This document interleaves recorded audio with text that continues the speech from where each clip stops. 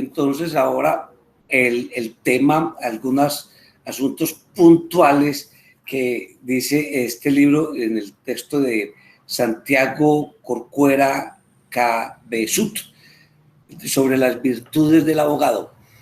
Y les lanzo esta pregunta para que la piensen después y cuando estén leyendo esto, si esto se aplicará a todos los abogados, a solo algunos abogados, a los abogados de Colombia, o eso no aplica sino para ciertos lugares, ¿cierto?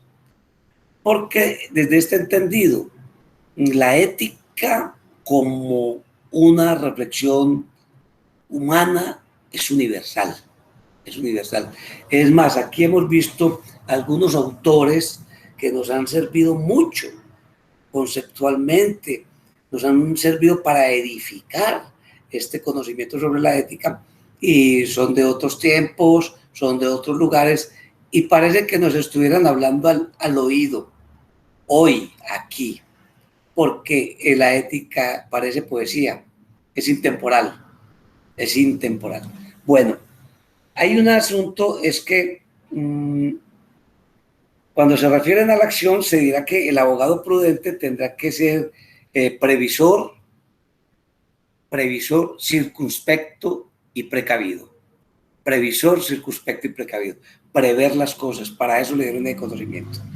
Y se habla del documento que sí, que hay unas virtudes, ya habíamos hablado que hay unas virtudes de la inteligencia y otras virtudes morales. Unas de la inteligencia hablan de ellos como la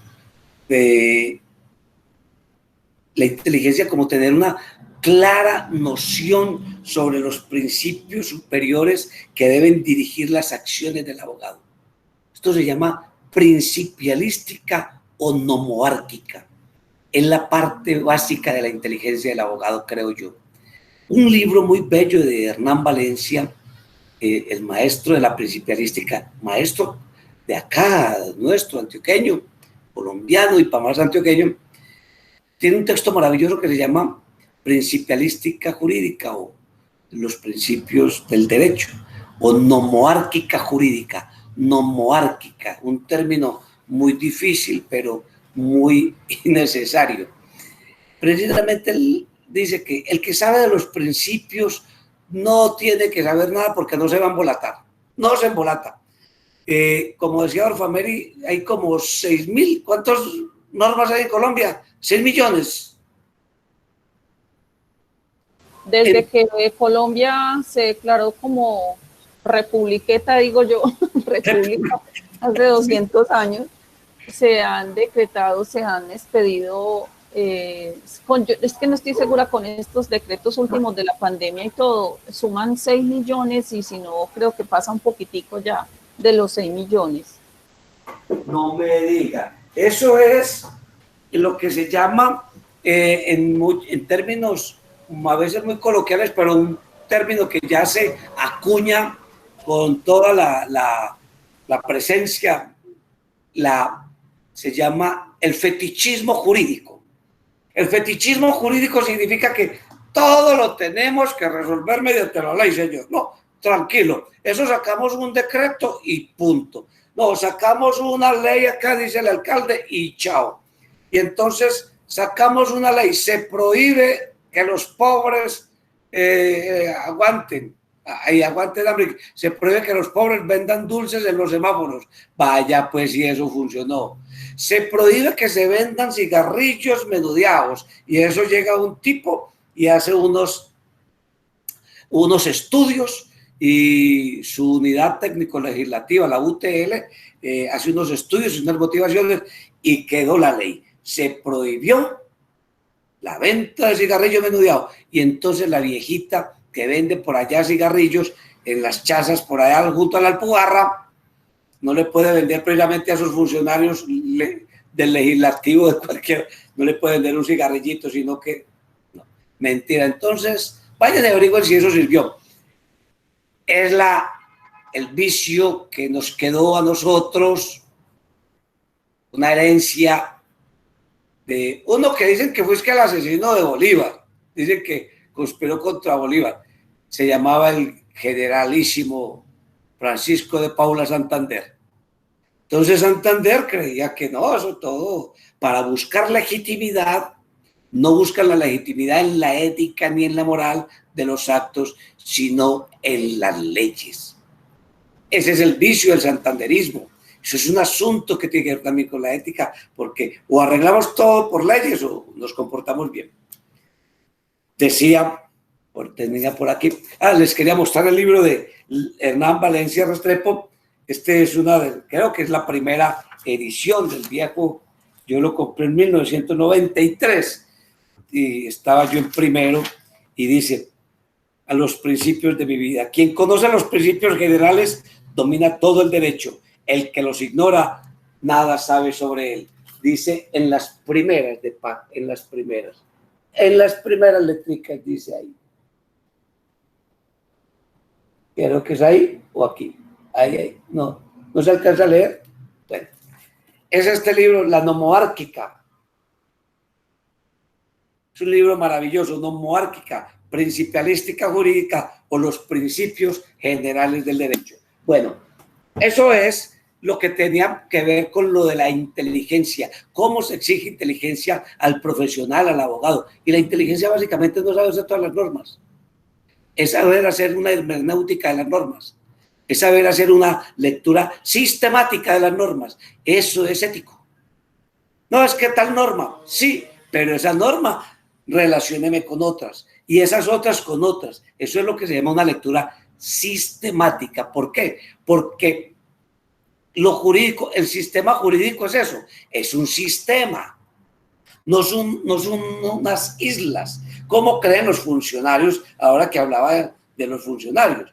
Entonces el funcionario de tránsito termina creyendo que él es el legislador y cuando le dicen, señor, usted sacó esa norma, usted no ha leído la Constitución.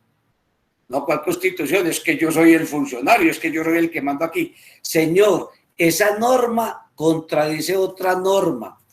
Puede ser del Código Penal, del Código de Procedimiento, del Código Contencioso Administrativo o de la Constitución. O es más, podría estar en contra de los principios. Resulta que sale la norma, tosudamente, el funcionario la hace sacar y listo, Mabel. Y resulta que a lo último toca ir donde los prudentes en el derecho a que nos digan, vea, señor, esa norma es espuria, esa norma no tiene ni pie ni cabeza, esa norma no atiende a los principios del derecho ni a la Constitución. ¿Y dónde están los prudentes? Se supone que están en las cortes. Van a donde el juez dice una cosa, después de pronto dice otro juez en segunda instancia, y qué tal que se vaya para la corte. Por eso en la corte, cuando la corte decide sobre un asunto y reiteradamente decide sobre ese asunto lo mismo, se dice que la corte hace jurisprudencia. ¿Qué es jurisprudencia? Iuris, es decir, un derecho prudente, un derecho que atiende a los principios, a la prudencia. ¿Y qué es la prudencia? Al raciocinio. La jurisprudencia, es decir, cuando las altas cortes piensan sobre un derecho, sobre un asunto jurídico, ustedes han leído esas sentencias y están llenas de conceptos, de análisis que tienen que ver con lo social, con lo antropológico, con lo cultural, con lo histórico. Es decir, como ellos son los jurisprudentes, saben que la ley no solo es la ley está amarrada, está entroncada con una serie de situaciones distintas a la ley. ¿Qué hace el leguleyo? El leguleyo, el hombre que solo sabe de leyes, pero que de lo otro nanay cucas, dice, hombre, es que la ley lo dijo, es que ahí está la ley. Y usted que es inteligente le dice, sí, señorito, ahí está la ley, pero ¿cómo os parece que la ley no basta para la justicia. Tanto así que la Corte dijo sobre esa ley esto. Por eso es que la Corte a veces limita los alcances de la ley. Algunos profesores me acuerdo que decían, es que el legislador en su sabiduría. Profesor, ¿el legislador en qué? El legislador en su sabiduría. ¿Cuál sabiduría del legislador? Si cuando vamos a los 102 senadores que hay, más los 5 que entraron ya de la guerrilla, y los 165 representantes a la Cámara, más los 2 de las circunscripciones especiales, más los 5 de la guerrilla, vemos que ese legislador no necesariamente atiende los principios generales del derecho, la justicia, el análisis, la sindéresis, la equidad, la inclusión, los principios constitucionales. A veces no los atiende. Y saca normas que están en contra de los principios constitucionales. Normas, por ejemplo, que cierran el acceso a la justicia o que cierran el acceso a bienes sociales como la educación, como la cultura, como la salud, y ellos cierran el camino, cierran la brecha para que la gente no tenga ese derecho. Entonces, cuando alguien dice de manera muy altanera, es que el legislador en su sabiduría, pues esa palabra sabiduría, yo no sé qué dirá Wellington Arles, que ya va a poner la cámara, lo mismo que Yuclay Denson y Steven, que no los he visto, quiero que prenda la cámara, Elin, Daniela, no sé ustedes qué pensarán sobre esa sabiduría del legislador, o será que mi profesor tiene razón. Yuclay Denson, adelante. Muchachos, es que yo quisiera saber que ustedes están en la clase porque a veces siento que estoy hablándole a nadie, ¿cierto?